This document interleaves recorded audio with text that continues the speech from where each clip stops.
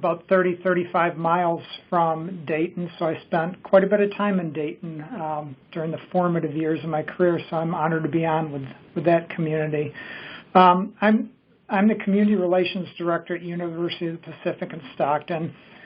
This year, Stockton, San Joaquin County received its 4th All-America City Award, all since 1999. You'd think with 4 All-American City designations in less than 2 decades that it would kind of paint a picture of a city that's consistently successful in meeting the myriad challenges that we face and is kind of a city on its way up. Because, 4 All-American City honors in such a short time period certainly would reflect that. But if on the next slide, it'll kind of show you how that wasn't exactly the case. If you could switch to the next slide, please.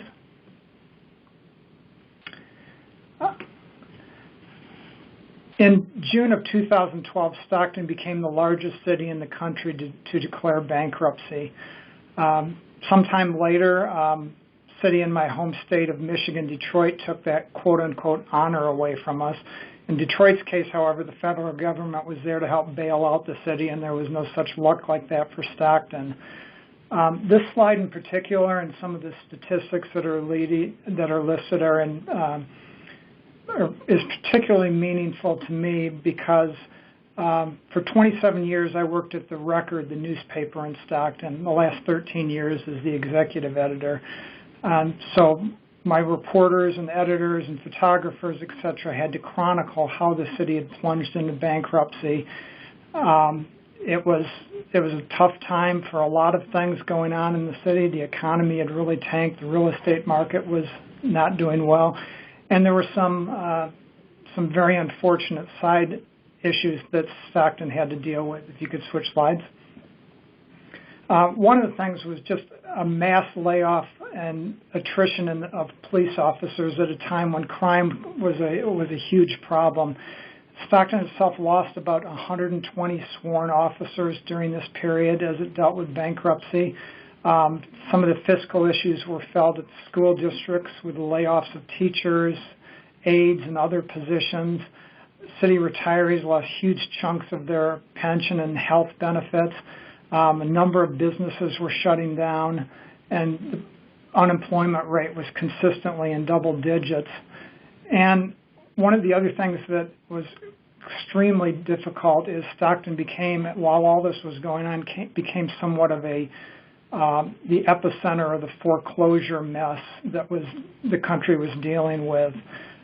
There were times when I was, again, working at the newspaper where we would have 6 to 8 pages every day of fine print legal notices of bankruptcies that had been filed for in the city.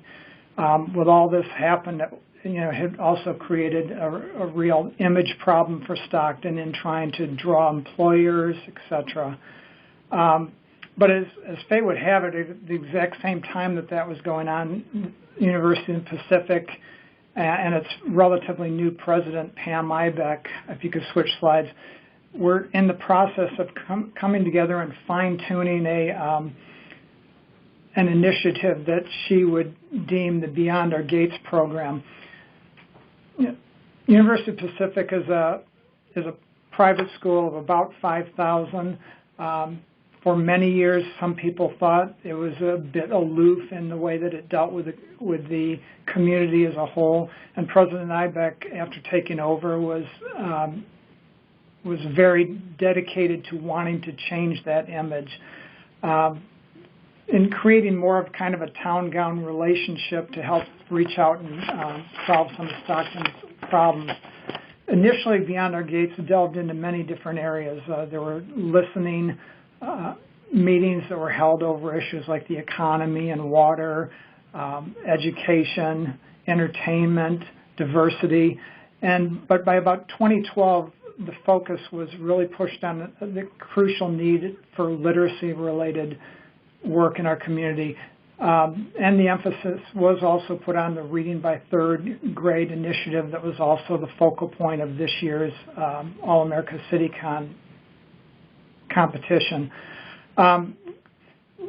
We've over the course of 6 years, we've kind of moved into 3 different phases of Beyond Our Gates, and it's pretty much broken down like this, if you could switch slides.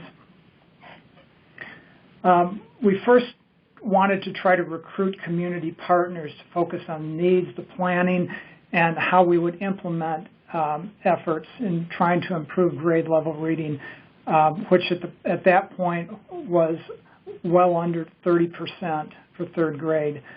We continued to refine the strategies and evaluate the outcomes over the next few years as we moved into phase 2, and we got a really important change in that we received a $300,000 grant from the James Irvine Foundation that was targeted toward youth literacy efforts. That enabled us to, with our partners in the Beyond Our Gates Community Council, which was comprised of a lot of different areas in the community, it enabled us to develop more of a toolkit, if you will, on how we were going to tackle some of these issues. Some of the partners that were working with us, if you could switch slides, included nonprofit agencies. There were many of them, either directly or indirectly, that dealt with literacy-related problems and issues for students. A number of school districts were intricately involved with us, along with the County Board of Education. Social service agencies, many of them dealt with early literacy, many of them in preparing students before they got to kindergarten. Hospitals and other medical health insurance providers were a key part of what we were doing. And businesses and business organizations. It became a collective impact model in which we were trying to really move the needle in regards to the literacy-related issues that the community was facing. One of the things that we're proud of in this year's All-America City competition is there were only a handful of cities among the 27 finalists who had a university as one of the main collaborators. And, you know, that's one of the things that I think we've been able to bring to the table as kind of a coalescer of agencies and groups, and that there are just so many people that are dedicated and working toward this issue, and I think the university is well situated to be able to help them convene and to develop efforts and outreach methods of handling the issues. Can you switch slides, please? Some of the tools that we developed with the help of the Irvine funding, we developed an annual literacy report card. It focused on reading by third grade. We've done it for 4 years now, and each September, and the one for this year is in the works. We looked at it as a way not to only ascertain what the problem was, but a way to hold ourselves accountable for the results. We've had steady, if not great progress, but there has been, you know, significant movement in reading by third. With the help of actually my newspaper, when I worked there, we developed and printed reading guides. My predecessor at this job brought together a number of educators, teachers, principals, etc., who were asked about the issues of summer reading and learning loss and the best way to handle it. We developed reading guides for pre-K, for kindergarten, first, second, and third grade that were printed by the local newspaper and were put out into the community for agencies to use over the course of the summer. We developed a program called San Joaquin Reads under the auspices of Talk, Sing, Read, Draw, and Play, and we created a number of tools to go along with that work. And we've worked with the County Office of Education and the school districts with a yearly attendance challenge to help combat chronic absences that had become a real problem not only in our community and other areas. We also developed a community partner fund that has opened up the campus to host events by community partners who are working with youth literacy. whether it's big or small rooms or areas on campus. We were able to use this fund to help agencies actually hold meetings and that were literacy related and to come on campus to work on those. If you could change slides, some of the success that we've had from the time we started this, chronic absences are down about 9%. Are down from 9% in 2013 to a little under 5% now. Third grade reading still trails the statewide average. It's a statewide issue in California, but there has been a 5% boost. There are a number of summer programs that are helping stem the tide of reading loss. We were able to fund a number of those with literacy mini grants that we've established through the Irvine Foundation funding.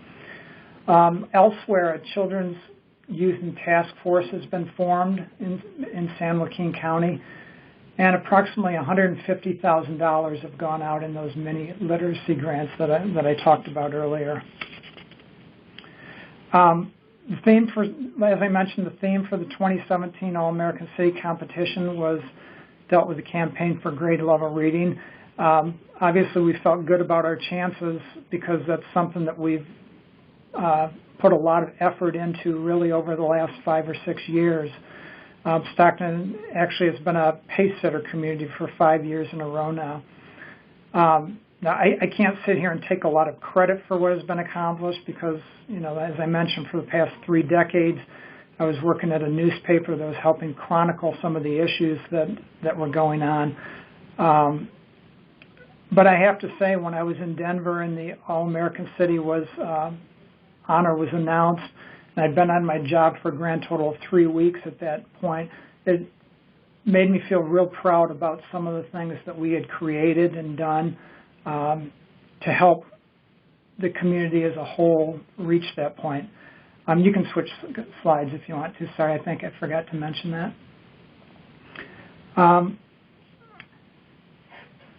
And I also want to give a shout out to my predecessor, Jennifer Torres. She was kind of the driving force between the Beyond Our Gates movement.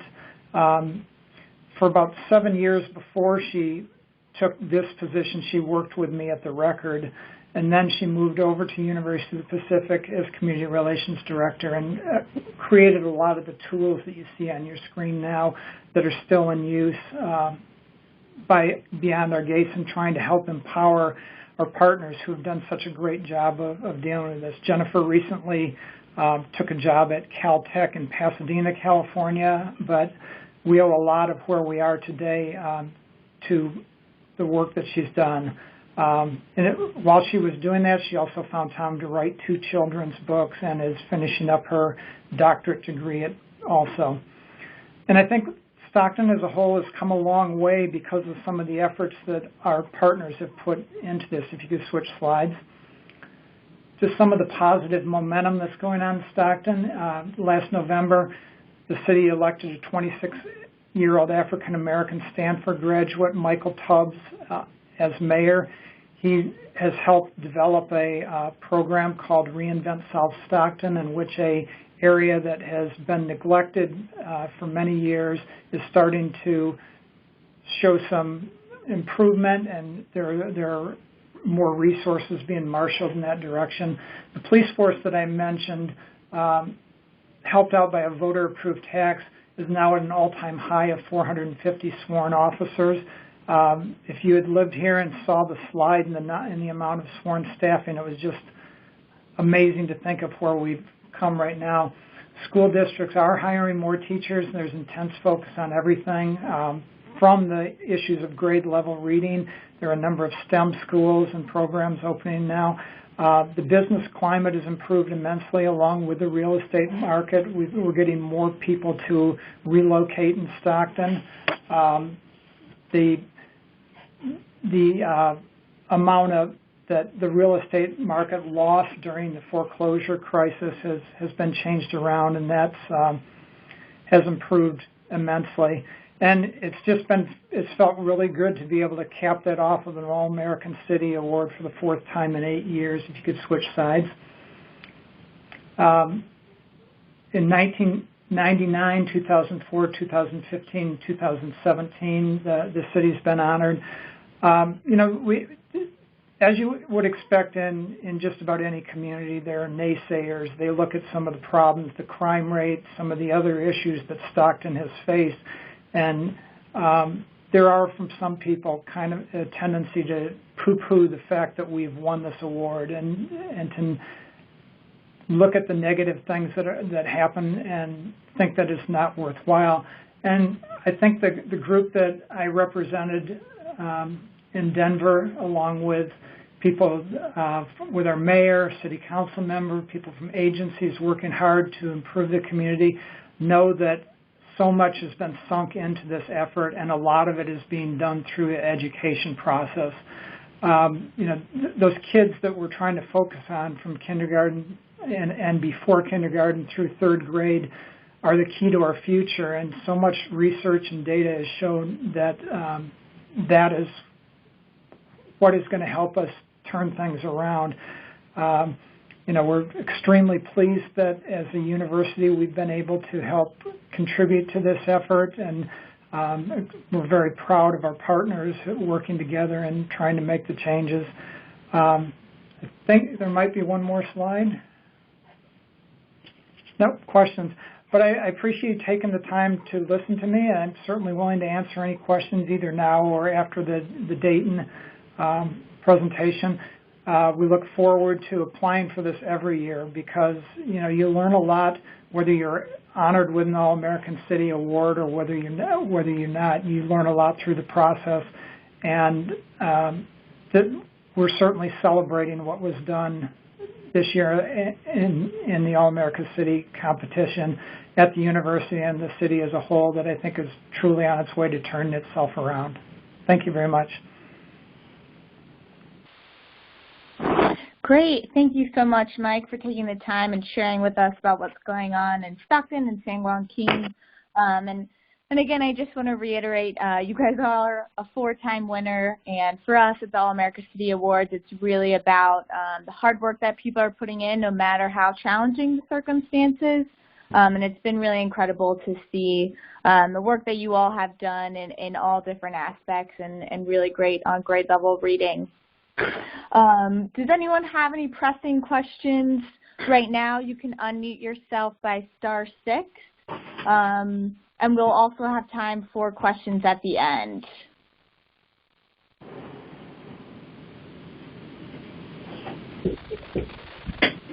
All right, well, I'm going to have a few questions for both presenters, so I'm going to go ahead and hold mine to the end. But we can go ahead and move on with the group from Montgomery County, Dayton, Ohio.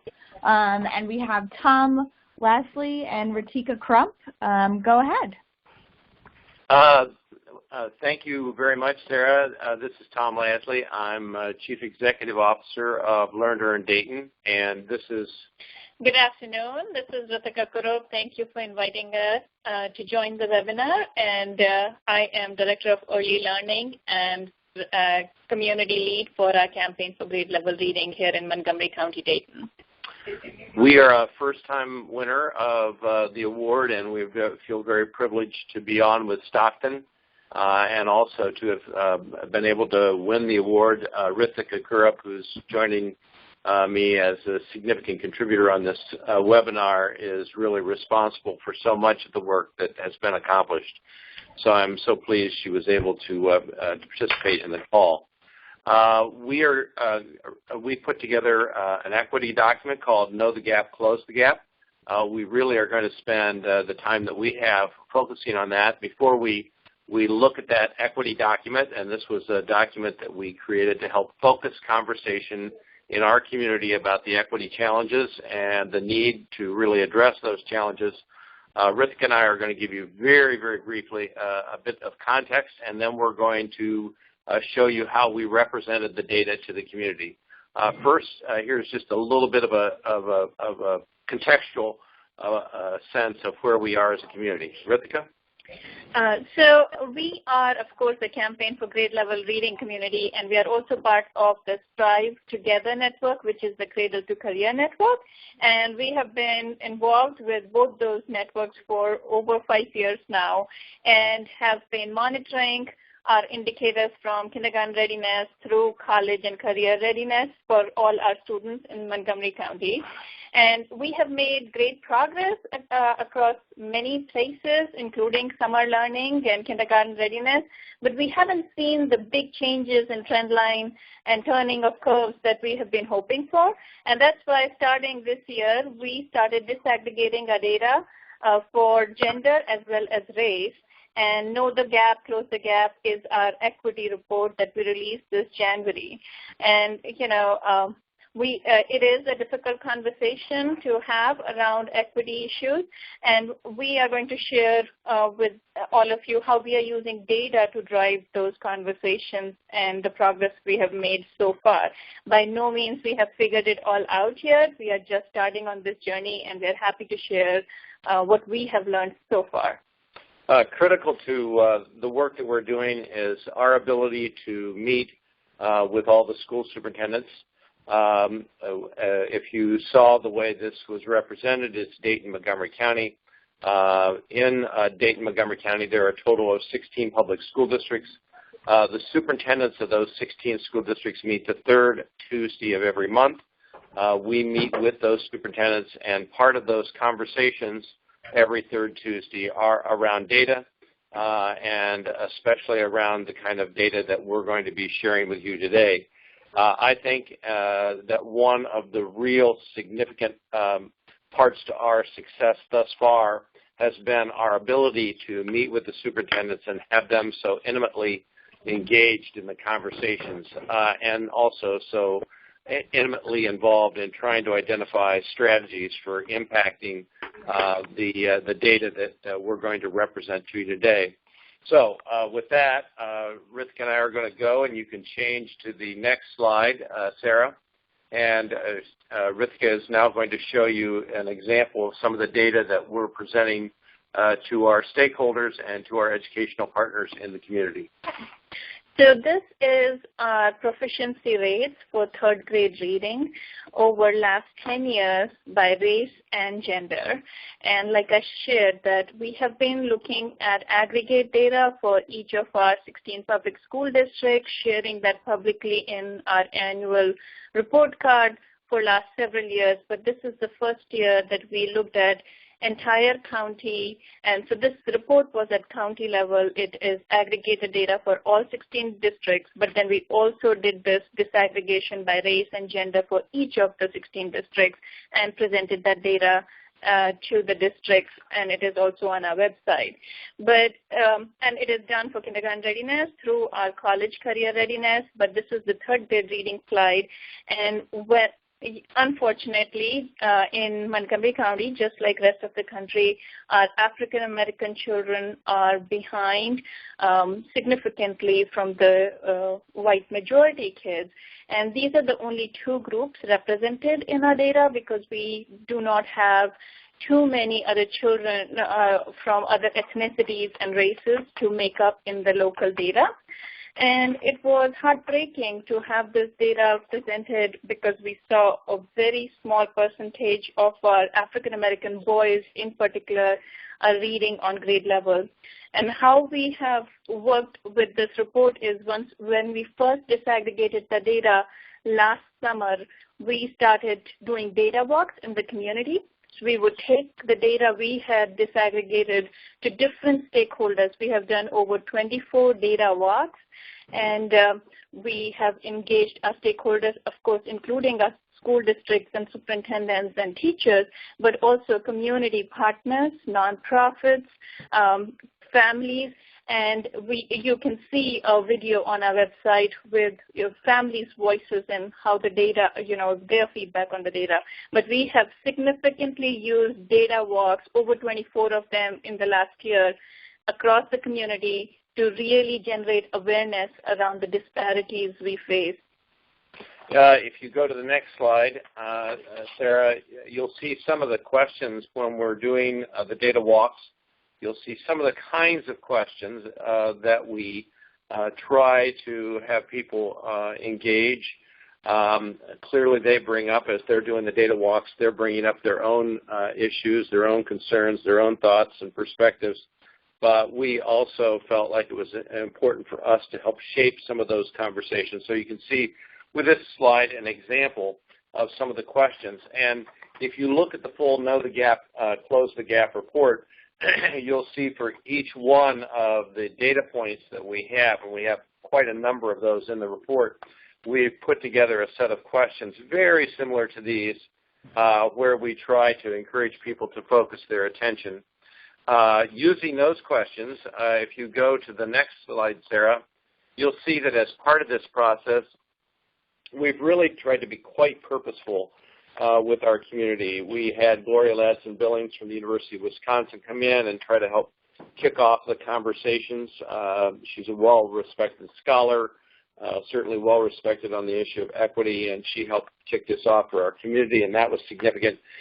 We also had a readiness summit where we brought together all the different educational partners and stakeholders. We had about 500 or 600 people at that event. We presented the Know the Gap, Close the Gap report to them. It was really an effort to make sure everyone knew where we stood and what the challenge before us was. And then, as Rithika just shared, we've had a number of data walks.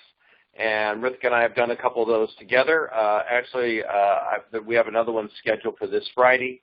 And with one of our largest school districts, that particular school superintendent has all of her building administrators as well as key teacher leaders coming to a convening where we're going to spend about an hour and a half to 2 hours just looking at the data for their school district and then trying to identify potential strategies that complement what we believe need to be in place and that also seem to make sense for their district. What we think is really on some of these issues not as important as what people feel is imperative for their own particular community within the county. So that gives you a flavor of with the data walks with families and school leaders and faith leaders. I might add that our faith leaders a few of our faith leaders have become very interested in this issue. They created what they are calling Own Your Block churches, where they're trying to own the performance of the kids, not only in their congregations but also on their block. And so we've begun to develop some momentum that we're quite excited about. And feel like some of these first steps offer real possibilities for the future. If you'll go to the next slide, Rithika will talk about one of the challenges, and that is kind of this relationship between equity and poverty. So data walks have been helpful for us to generate awareness in terms of what the issues are, but they have also been excellent ways to gather data in terms of how people are interpreting that data so that we can address and look deeper and look for some of those issues. So, for example, when we first did the disaggregation of the data, we were really looking at just the 4 different lines in terms of race and gender. And once we took that data on the road, every time it became about poverty. All the African American kids are not doing well because it might be that they're living in poverty, and so economics as a proxy for race. And that gave us an insight into how we needed to disaggregate the data also based on socioeconomics. So Sarah, if you go to the next slide, that demonstrates how our third graders are doing in terms of not just race but also socioeconomics. And what is most heartbreaking about this slide is if you would watch the dotted lines, and especially the red dotted line and the blue dotted line, you will see that those are disadvantaged African American kids, but the solid blue line is African American male students who are not living in poverty, and they are below white children who are living in poverty. I would let everybody process that. I know there are too many lines on the slide, but the blue line, the solid blue line, indicates that African American boys in the county who took the third grade reading test who are not living in poverty. And they are, for most of the trend line, faring worse than white children living in poverty. And that data was very important for us to include in the report because that generates different discussion with our stakeholders. This slide is clearly showing us that economics alone is not enough to describe what is happening. I can't begin to emphasize the importance of what Ritika just shared. The data have really helped energize our community to think about this issue in ways that previously was not addressed. If you go to the next slide, Sarah, you'll see that one of the things we've tried to do is to avoid the blame game. When Ritika and I and others are doing data walks with people, we try not to devolve into blaming anyone, whether it's the parents or the teachers or whomever it might be. We try to say the blaming will not result in a positive outcome. We try to ask how can we change things and not who is at fault.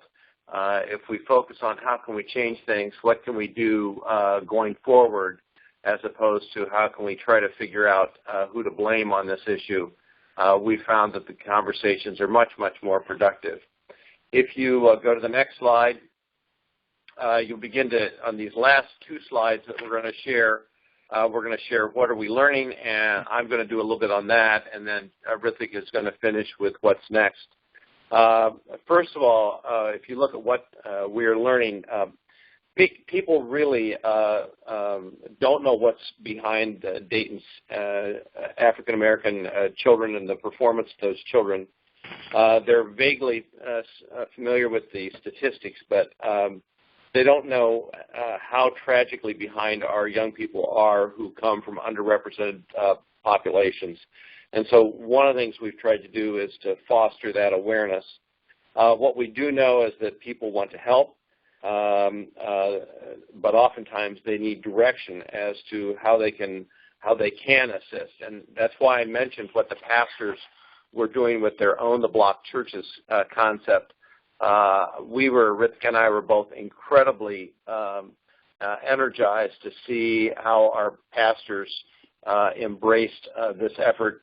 In fact, a couple of the pastors penned an op-ed that appeared in our paper, our newspaper, and some of the more traditional churches pastors in those churches saw the work and asked if they could also become Own My Block churches and join the effort to try to address this. One of the things we have found is that to really change these trend lines that we have, we need champions in our leadership roles. We're very fortunate to have our universities very much engaged in this issue. I formerly was dean at the University of Dayton, and the University of Dayton has been very much a part of this, but our other higher ed institutions, Wright State University and Sinclair Community College, have also been incredibly supportive, and their presidents have been incredibly supportive. I've already indicated that all of our school superintendents meet the third Tuesday of every month to really process some of these issues, and I think some of our movement over the last year or two has been attributable to that. What we know is that in order for people to really move the numbers, they need to know the numbers, and Ritika, myself, and a host of others who are committed to this issue have really tried to be engaged with our stakeholders and partners to help make sure that happens. Ritika will finish this next slide on what's next. Sarah, you could go to the next slide. And what we have learned over the last year is that data is the way to start conversations around this very challenging and difficult topic, and we have used the data in three specific ways. Of course, for awareness and sharing with people what our local data really shows about our children, but data also to make connections between subgroups to whole population.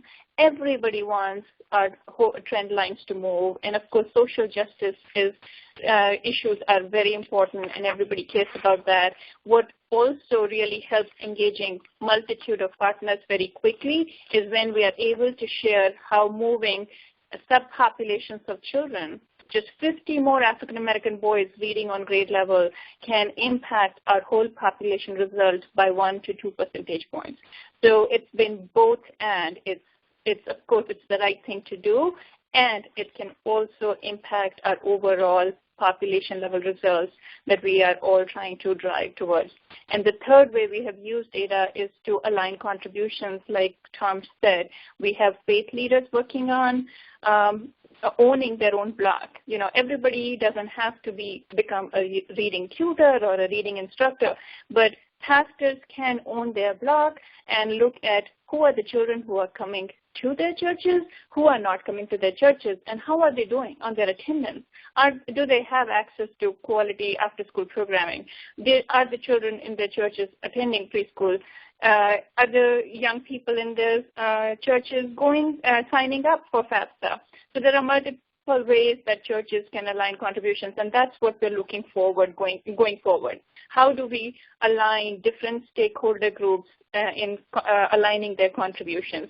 So going forward in the next year, we have, of course, a really strong mayor in the city of Dayton. Mayor Whaley just passed a tax initiative to support preschool, high-quality preschool for all 4-year-olds in the city of Dayton. And we are calling that initiative Preschool Promise. And Preschool Promise leadership is very invested in how we focus on coaching preschool teachers in implicit bias, how we engage them in setting goals for all children and not just the few. I'm sure you are all aware of suspensions significantly impact children of color, so that has been a real focus of ours. We have our after-school and summer providers who have come together and launched a collaborative, and they have identified 5 shared performance measures that they will be measuring using same data tools. We already talked about our faith community, and Tom has shared with you how we have really strong superintendents, and several of them, along with the Montgomery County Education Service Center, which is our local LEA, are driving what we do next, and whether we have equity fellows in each high school or what kind of initiatives we can launch. So we know that we still have a long way before we can change the numbers, but it all starts with awareness, and we are grateful for sharing what we have learned so far with all of you. Thanks, Ritika. Sarah, it's back to you. Great. Thank you guys so much for sharing. The Know the Gap, Close the Gap will also get sent out in the email following up, so you all will have access to that. So I wanted to start with one question for you all on the topic of racism and how, you guys are doing a great job of using the data to not talk about poverty, but to really point out that it is a race issue. And I know that can be difficult for communities to start talking about and start facing. So besides the data, what are some other strategies you found during your community conversations that have really helped make it productive? I think the best way, so we had grappled with how to bring it to the forefront for a couple of years. And I cannot emphasize importance of using the data walks enough. Sharing the data took away, other feelings out of it. This is the data of our local children, and that has helped us start the conversation. And once people get engaged, then we can have the conversations around implicit bias. So Tom shared with you, we had a summit, readiness summit in March, and we had a Yale professor come and talk about implicit bias, but it all really did start with using data. Great, thank you. I also know that in Stockton and in Dayton, you both mentioned your mayors, and that was something that had really stood out to me in both self-assessments. Can you all talk a little bit about how the relationship with the mayor has really helped further your grade level reading work? And we can start with Dayton and then move to Stockton. Our Dayton Mayor Nan Whaley has been incredibly supportive of the efforts. She put together a committee called the City of Learners. The City of Learners was trying to figure out how to move the needle on kindergarten readiness, third grade reading, eighth grade math, high school graduation, and college enrollment and graduation. And that group has been meeting for now about 2 years, and it really has solidified a lot of the efforts and made what we're doing more coherent and logical. Without the mayor, we never would have the Preschool Promise Initiative in place, which is providing the opportunity for universal high-quality preschool across the city. So our mayor has just been an incredible asset to the work that we're doing. Well, in Stockton, I think Mayor Michael Tubbs has had a huge impact, too. In a number of cities, there's almost kind of like a wall between the governmental units that deal with the city government and with school district government, but that hasn't been the case here. I think the fact that the mayor has been a teacher and an educator has been a huge part of it. I think his youth has led to helping engage both people and agencies for work that's being done for grade level reading. And, I think that there's just a spoken and unspoken emphasis on education. Mayor Tubbs has worked with the university on a summer leadership academy where young African American students actually spend time on campus and go through the academy. And the focus and the intense importance of education and reading and literacy has really improved, I think, with the switch in mayors that we've had. Great, thank you. We're having some questions come in through the chat, so I'm going to start with some of those, and as other people have questions, feel free to go ahead and enter them into the chat just to the host, and we can get those answered for you all. So we had one question for Beyond Our Gates about how many employees, what does your budget look like, and are you guys an offshoot nonprofit or you're just part of the university? Beyond Our Gates is part of the External Relations Department of University of the Pacific. I would say it's probably about 30 to 35% of the work that I do. External Relations is only a 3-person department. There are 3 of us and some student interns. So it's not a huge department that does this, and we rely really a lot on a lot of our member partners of our Beyond Our Gates Community Council. It's a collective impact model that we run and coordinate at the university level. So right now it's just a 3-person department that handles Beyond Our Gates and other community outreach. Great, thank you.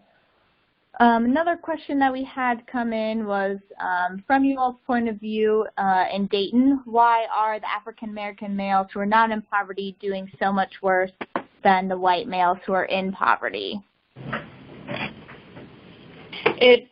So this data point is clearly a reflection on socioeconomics is not the whole explanation. There are multiple reasons though, right? So suspension rate is just one of those. If you look at our data on suspensions, African American males, regardless of their socioeconomics, get suspended at 4 times higher rates than their white counterparts. What happens in the classroom in terms of cultural relevance is also, research talks about that. In terms of expectations, there is a lot of research in terms of expectations of African American students, especially male students. Those are just some of the things, and just like rest of the country, we face those same issues over here.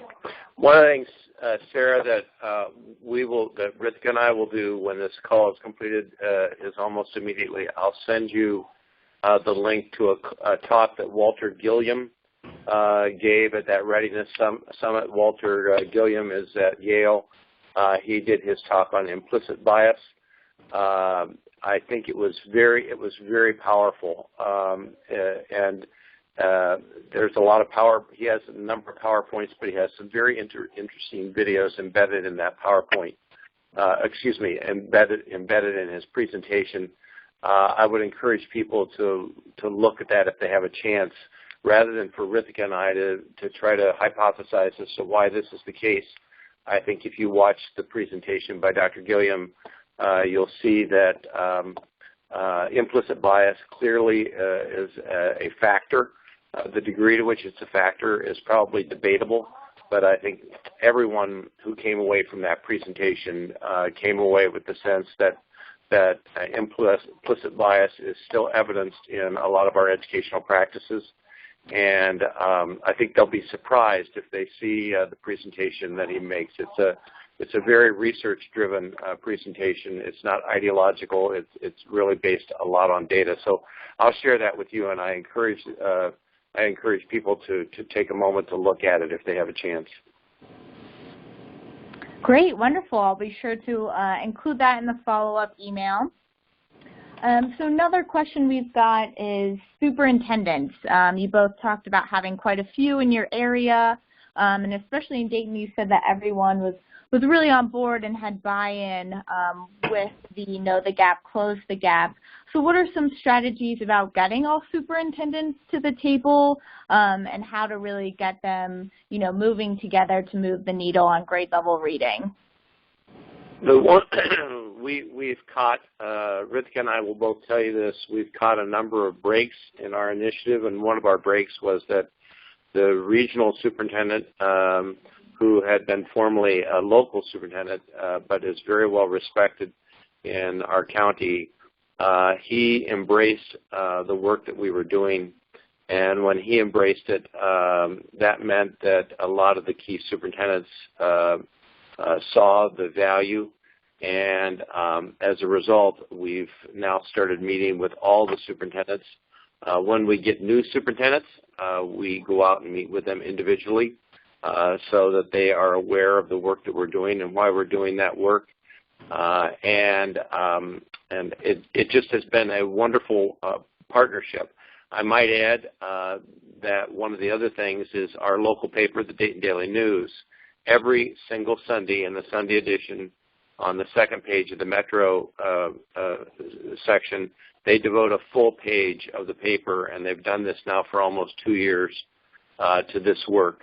And that also has been it's also been really critical because the superintendents are able to help message what they're doing that complements what we're doing and reinforces what we're doing. So we've had some great partnerships, but Ritika and I would also be the first to tell you we've been lucky in some of the things that have happened. And one thing that Tom said early on was we have not approached this work as a blame game. We have really looked to partnerships and how can we support all the great work that is already going on in the schools, which is whether to share the best practices and research or to work with them side by side to secure funding.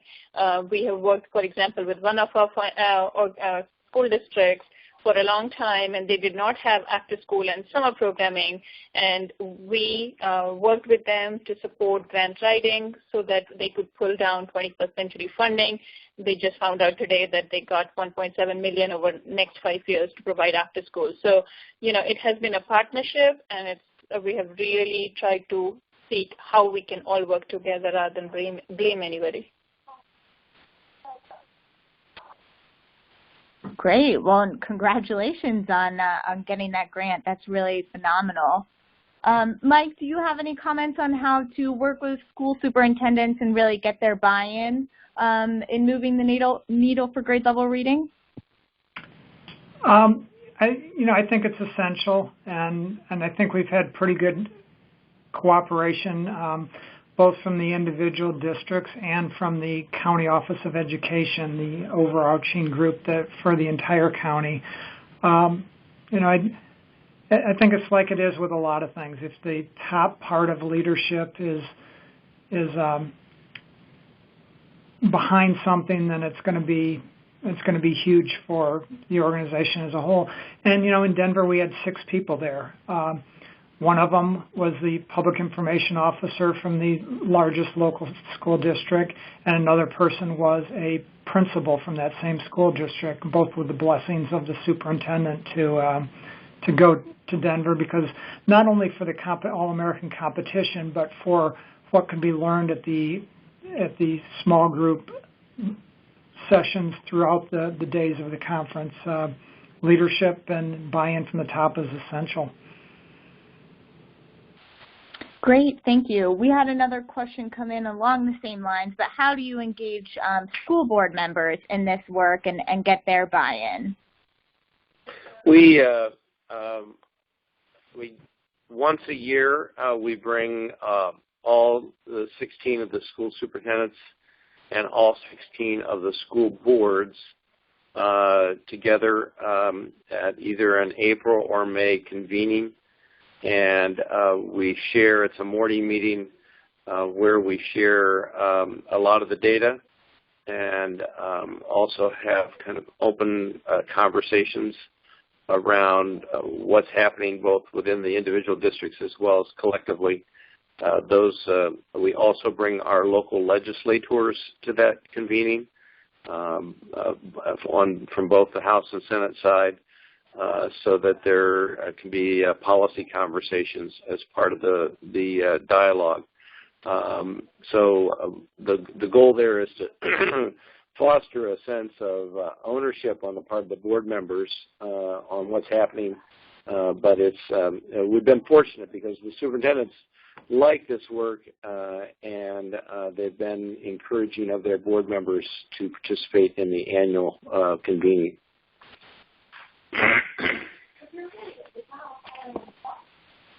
Great, and I love that you're bringing the state reps and senators in as well to really help kind of streamline, the local side with the state side. Right. Well, so much of the work in the districts is driven by the state level policies, and some of those policies both help and in some cases we would argue hinder the works of the local districts. And so having the House and Senate members there as a part of that open dialogue process has been very critical. Great. And Mike, what about in Stockton? How do you guys get the school board members involved? Well, I wish I could say we have a program as solid as what's being done in Dayton, but we really don't. But Beyond Our Gates has quarterly community council meetings that are attended by about 40 to 50 people, including school board members. So we don't have anything specific to school board members, but they are also there with the business community, the faith community, and others that are on our Beyond Our Gates Community Council. But we don't have anything quite as targeted toward education leaders as they do in Dayton, but it certainly sounds like a great idea and something we probably should emulate. Great, thank you. You all talked about a lot of different partners in your work. Both of you have universities and newspapers, which sometimes aren't as typical in the grade level reading work. Are there any partners that you guys wish were involved in your work but haven't really found a way to connect with yet? In Stockton, I would like to see the business community more involved in it. We certainly have. The Chamber of Commerce has members that come to our meetings, and there are other business organizations or individual businesses that are involved. But I think not quite to the level that I would like to see. And I think one of the concerns of the business community sometimes is when they have jobs that they need to hire for, there's concern over the quality of applicants they sometimes get from the local job base.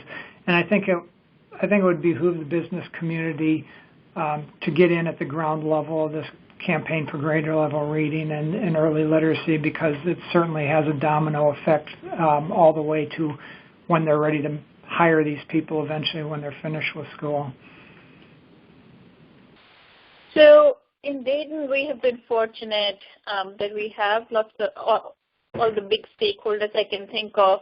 What I wish and what we are working towards is a more of a partnership with families. We have lots of family focus groups. We have some family representatives on our preschool board, but I think there is still more work we should be doing in really engaging families at a deeper level. Great, thank you. Let's see, we've got time for one more question, and the last one that's come in is any big mistakes that you guys have learned from. Sometimes at the National Civic League we call them our aha moments. If you could both share those with us. Only one.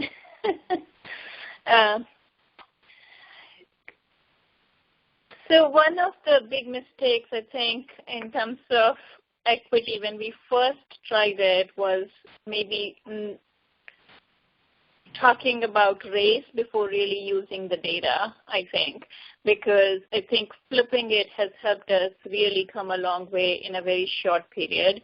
Last August in 2016, there were still community conversations I had with leaders who said, we are a very black and white community and we do not talk about race, but we have come such a long way in a relatively short period, I believe, because we've just used data and avoided blaming anybody, but just have conversations around data. So I think we would have been much further along if we had started from that place.